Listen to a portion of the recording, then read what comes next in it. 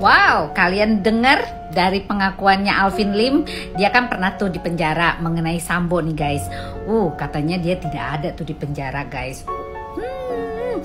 Dia bicara di podcastnya Richard Lee ya. Serem juga sih ya kalau menurut kalian. Kalian percaya atau tidak dia tidak di penjara?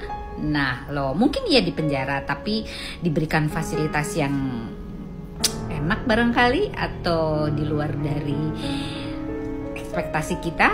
Bener gak sih guys?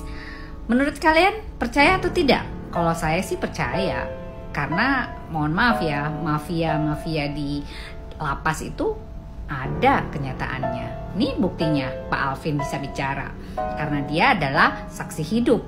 Dia pernah di penjara dan dia menyaksikan semuanya yang ada di sana. Bener gak guys? Coba kita lihat dan kita perhatikan podcastnya ya. Salam Lita Gading. Dia tidak pernah ditahan di lapas Salemba, Pak. Namanya doang di situ. Saya kan di lapas Salemba, Pak. Saya ini di lapas Salemba bebas, Pak. Mohon maaf. Mau jalan-jalan kemana, mau sampai jalan ke kantor depan, kantor 1, kantor 2, kantor 3, nggak ada yang berani negur kami, Pak. Itu si Sambo itu tidak pernah tidur di dalam penjara, Pak. Jadi di lapas Salemba, di kantor KPLP di atas. Gedung ruang ada AC. Namanya doang di situ. Eliezer cuma datang nama doang di situ, habis foto dikirim lagi balik ke Mabes. Kagak ada di situ, Pak. Cuma biar dapat namanya, role-nya aja, biar dapat ininya. Saya tahu semua, Pak. Bapak yang jadi ngomong saya yang takut ya. Itu kenyataannya, cuma 1 hari doang di situ, saksinya banyak, Pak. Kriminal lain sebagai saksinya banyak. Ya itu urusan mereka lah. Jadi mafia di dalam penjara itu memang real ada, Pak. Kita jalan-jalan keluar bisa nggak, Pak? Oh, bisa banget, Pak. Sumpah. Di Sukamiskin itu saya udah ditawarin, Pak Alvin pindah aja Sukamiskin. 50 juta, 10 hari di luar.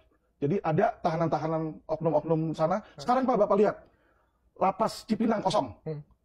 Tahanan tipikornya pindah semua ke Sukamiskin. Kenapa? Sekarang lagi obral di Sukamiskin. Bini Cokro pindah. Itu yang oknum-oknum gede. Karena di sana itu bebas, Pak. Bebas seperti apa nih, Pak? Pak? Sukamiskin. Wah, dia bisa keluar, bisa bebas di luar lah, Pak, intinya. Yang penting kalau nanti misalnya ada pemeriksaan atau apa, ya balik lagi di situ. Itulah makanya yang ada di tiap-tiap oknum-oknum banyak, Pak.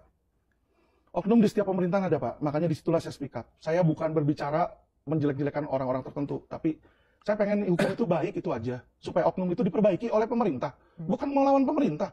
Saya nggak sanggup melawan pemerintah kok. Jadi kalau misalnya Kumham, kepolisian, kejaksaan hebat, Pak, saya juga bangga, Pak. Tapi kalau saya lihat mereka kayak sampah, masa saya nggak ngomong? Saya bilang bau loh di situ.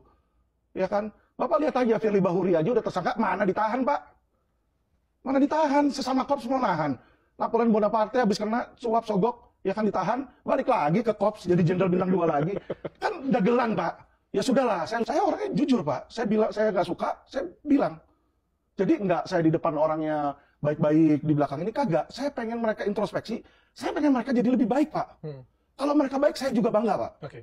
Loh, apa kita nggak bangga kalau kepolisian RI kita misalnya jadi polisi yang jujur? Saya senang, Iya Pak. dong. Gitu kan. Dan saya respect banget apa yang Pak Alvin Lim lakukan untuk perbaikan hukum di Indonesia. Dan kita juga melihat, ya mungkin harus ada yang diperbaikin lah. Tapi Anda nggak terlalu berani tuh seperti itu, Pak. Nggak takut, Pak, masuk lagi? Ya, jujur punya ngomong, Pak. Ini baru keluar loh, Pak. Dokter juga bilang sama saya, ya 50% orang yang kena gagal ginjal stadium 5 tuh kemungkinan hidup cuma 2 tahun, Pak. 50%. Ya tentu ada 50% yang bisa lewat.